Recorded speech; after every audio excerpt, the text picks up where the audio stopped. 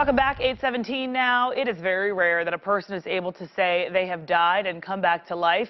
This morning, I am here with a local author, Johnny Davis, who is able to say and write just that. Johnny, thank you so much for being with us here this morning. You are a new first-time author. Your book is I'm Still Here, From Heart Failure to Heart of a Champion, and you have an incredible story. In the notes that you sent over, it says you were medically dead for more than 16 minutes? Yes. Will you take us back to that day?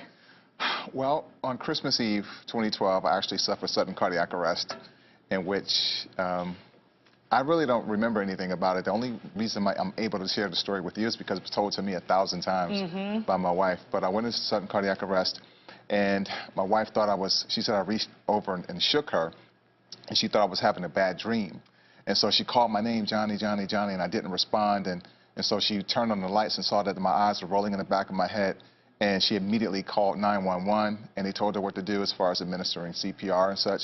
So she began doing CPR on me, only to witness me take my last breath, close my eyes, and just slip away from here. Oh, my goodness.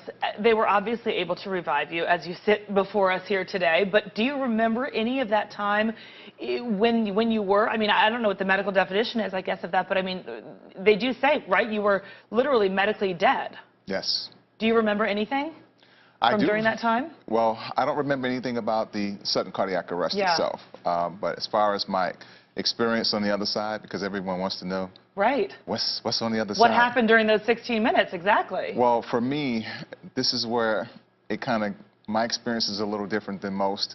It wasn't what I saw so much, because some people would say they saw a light, they saw their loved ones, they saw themselves leave their body, but that wasn't my experience. You know, my experience was I just felt like I was in a place of just complete calm, complete love, complete warmth, and it was a feeling that I didn't want to come back.